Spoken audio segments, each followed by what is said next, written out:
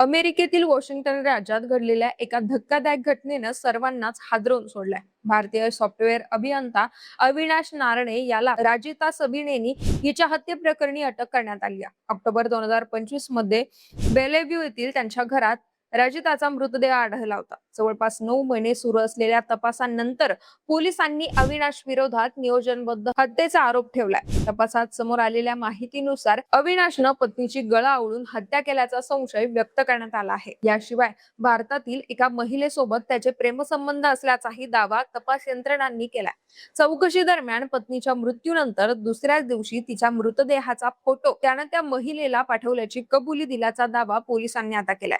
सध्या अविनाश न्यायालयीन कोठडीत असून दोषी ठरल्यास त्याला जन्मठेपेची शिक्षा होऊ शकते। या प्रकरणाची सुरुवात ऑक्टोबर 2025 मध्ये झाली।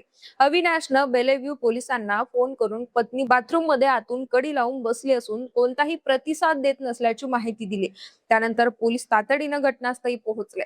दरवाजा तोडल्यानंतर राजिता जमिनीवर मृतावस्थेत आढळली आणि वैद्यकीय अधिकाऱ्यांनी तिला घटनास्थळीच मृत घोषित केलं। या दोघांच्या लग्नाला अवघे 6 महिने झाले होते। सुरुवातीला हा संशयास्पद मृत्यू वाटत असला तरी शवविच्छेदन अहवालात गळा आवळल्यानं मृत्यू झाल्याचं स्पष्ट झालं। त्यानंतर पोलिसांनी या प्रकरणाची हत्या म्हणून नोंद करून तपासाची दिशा बदलली। तपासादरम्यान अविनाशनं घटनेच्या वेळी आपण खरेदीसाठी बाहेर गेलो होतो आणि सुमारे 40 मिनिटांनी परत आलो असं पोलिसांना सांगितलं। मात्र पोलिसांनी अपार्टमेंटच्या स्मार्ट लॉक आणि सुरक्षा यंत्रणेतील नोंदी तपासल्या। त्यातून अविनाश काही काळ घराबाहेर गेला होता हे स्पष्ट झालं। मात्र त्या काळात इतर कोणतीही व्यक्ती घरात प्रवेश केल्याचा कोणताही पुरावा मिळाला नाहीये। त्यामुळे अज्ञात व्यक्तीनं घरात घुसून हत्या केल्याची शक्यता पोलिसांनी फेटाळून लावली। यानंतर तपासाचा केंद्रबिंदू अविनाशच्या मोबाईल मधील माहितीवर गेला। मोबाईल मधील संदेश, दूरध्वनी नोंदी आणि इतर डिजिटल पुरावे तपासल्यानंतर भारतातील एका महिलेसोबत त्याचे लग्नापूर्वीपासून प्रेमसंबंध असल्याचं समोर आल्याचा दावा करण्यात आला। लग्नानंतरही